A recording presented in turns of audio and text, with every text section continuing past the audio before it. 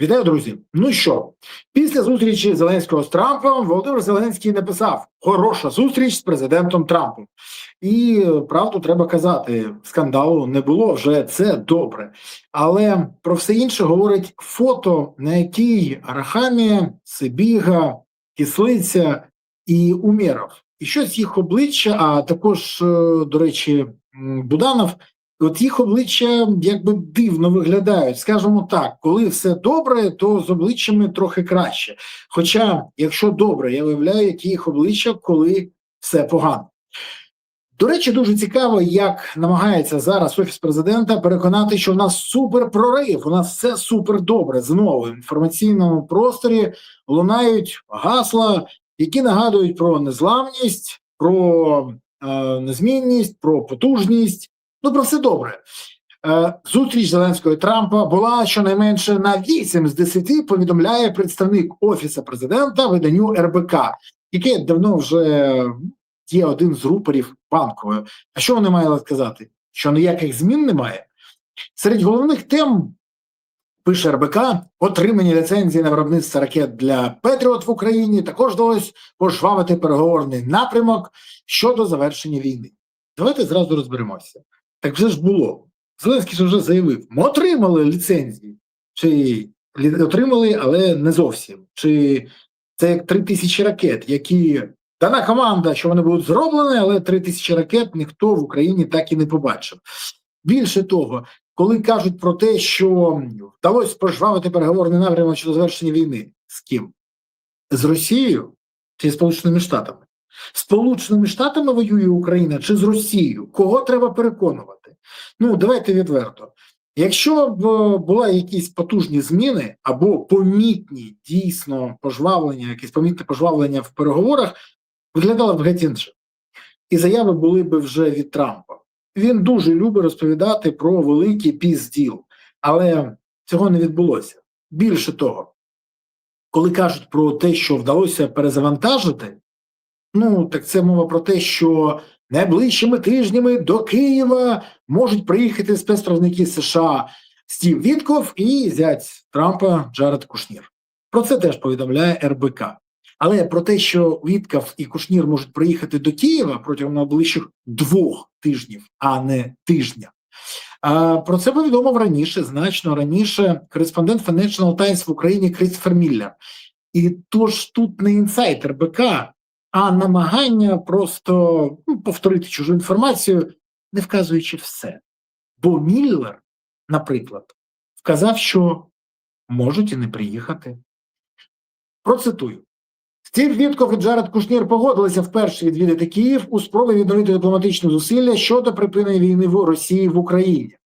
Повідомили джерела знайомі з переговорами між Трампом, Зеленським та їхніми помічниками під час зустрічі у вівторок в овальному кабінеті. Хоча точних термінів поки що не визначено, а плани завжди можуть змінитися, команда Трампа та Зеленського припускають, увага, припускають, що Вітков та Кушнір відвідують Київ протягом найближчих 2 тижнів, написав Міллер в Іксі, колишньому Твіттері. Але ще раз нагадаю, плани завжди можуть змінитися. Скільки разів вже Зеленський анонсував приїзд Віткофа і Кушніра? 2? 3? 5? І як? І Вітков і Кушнір приїдуть тоді, коли будуть дійсно якісь фактори, які можуть допомогти закінчити війну. Наприклад, коли Україна вирішить вийти з Донбасу, або коли Росія вирішить закінчити війну, або коли повинно щось статися. Просто так візит до Києва не відбудеться. Тож, або Зеленський щось пообіцяв, якісь зміни, якісь компроміси, або якісь варіанти, або це гучна заява, за якою стоїть просто протокольна така норма. Приїхали в гості, давайте чимось солоденьким підкинемо таке. Обіцянка візиту. До речі, це ж не перша історія, коли обіцяють візит, якого немає. І головне, що можна сказати про цей візит, це те, що підтримку США ми не втратили. Це справді, це добре, але і посилення цієї підтримки поки що не спостерігаємо. Я поговорив з деякими скажімо, хорошими людьми на Вашингтонщині, вони кажуть таке: дивіться, Трамп як раніше не любив Зеленського і Байдена, так і зараз не любить. Для нього головне, що ці люди відібрали в нього президентство, яке він вважав вже своїм. І тому зараз він буде посміхатися, казати все, що завгодно, але ставиться він так само і до Зеленського, і до Байдена. Я запитав: окей, а тут пишуть, що Трамп любить переможців. Так, це правда. І зараз Трамп симпатизує Україні через те, що вона принизила Путіна, який відібрав у Трампа 3 речі. Перше – бажання зайти в історію як миротворець. Ну, Путін відібрав це у Трампа, Трамп образився. Друге – Трамп розчарований Путіним, який обіцяв йому до кінця літа захопити весь Донбас і не зміг цього зробити, бо Трамп розуміє, якщо людина щось обіцяє і не в змозі це зробити, попри всі масштаби, ресурси і те, що є, не дуже це і сильна людина. Ну, а третє, найголовніше, Трамп, як будь-який нарцис, любить себе. І коли хтось його не поважає, хтось відбирає в нього можливість отримати Нобелівську премію, він цю людину перестає поважати. Ні, він не проти заробляти з Росією, він не проти продавати Європі нафту і газ Росії під виглядом американського або якоїсь консорціуму, який буде продавати це вже не як російський нафту і газ, але він не пробачає персональних образ. А тут саме персональна образа. Бо Нобелівську премію Трамп вже бачив. А Путін, як класичний мудак, по-перше, не скористався цим моментом, по-друге, не дав Трампу отримати, а по-третє, зміг налаштувати Трампа проти себе. Все це говорить про одне. До Зеленського ставлення таке, як було до України, дійсно покращилось. І це для нас дуже позитивна новина. Зверніть увагу, одна з найбільших американських популярних блогерів МАГА, до якої прислухається дійсно Трамп, яка має з ним прямий контакт, в своїх блогах пише: треба підтримувати Україну. Україні потрібна допомога. Україні треба надати зброю і патріоти. І не згадує Зеленського як того, кому треба допомагати, кого треба підтримувати, і хто її кумир. Ні, він не кумир. І більше того, вона чітко позиціонує: Сполучені Штати повинні підтримувати Україну. Тут ще один момент. Пекельні санкції, про які всі говорять, Трамп тримає як козир. Коли він підпише, коли він запровадить, чи запровадить взагалі, невідомо. Але відомо одне. Якщо до кінця серпня, середини вересня, приблизно так, нічого не вдасться досягнути, скоріш за все, саме тоді Трамп вимушено буде їх запроваджувати. Поки він буде казати Путіну: Володимир, ілі ти погоджуєшся на те, що є, заморожуємо конфлікт по лінії фронту, ілі я вимушений буду запровадити санкції. Але далі ми не зможемо займатися бізнесом, бо зняти з тебе санкції для того, щоб заробляти гроші, всі хотіли. І в Європі, і в Америці. Але якщо війна триває, про яке зняття санкцій? Навпаки, з'являться нові.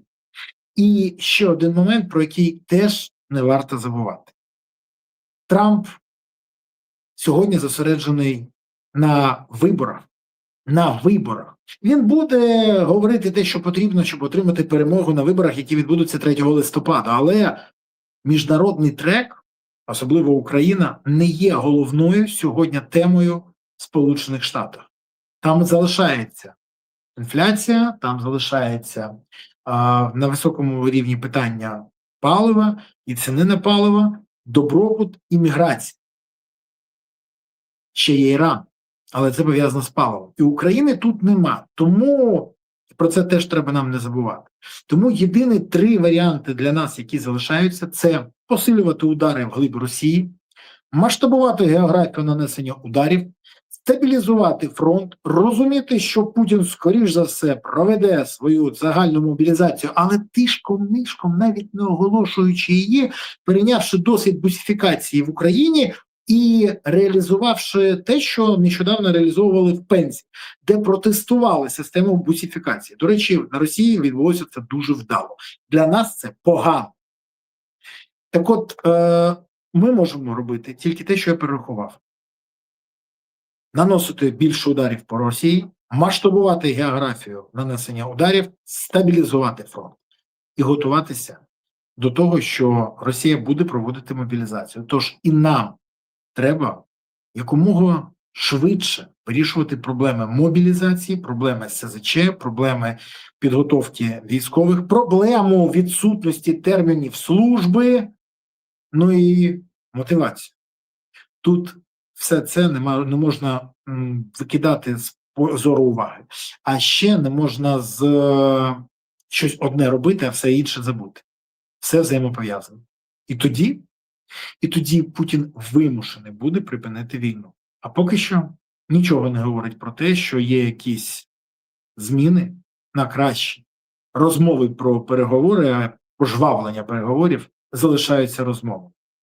Поки що не більше, на жаль.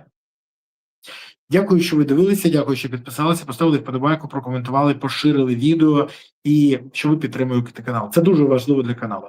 Окрема подяка, що підтримуєте Збройні Сили України. Донатите на ЗСУ, допомагаєте ЗСУ, підтримуєте ЗСУ і приєднуєте до ЗСУ. Тому що ЗСУ – це єдина сила, яка є запорука того, що Україна є майбутнє. Тож гуртуємося всі навколо потреб ЗСУ, щоб у України було гідне майбутнє. Дякую вам. Па-па.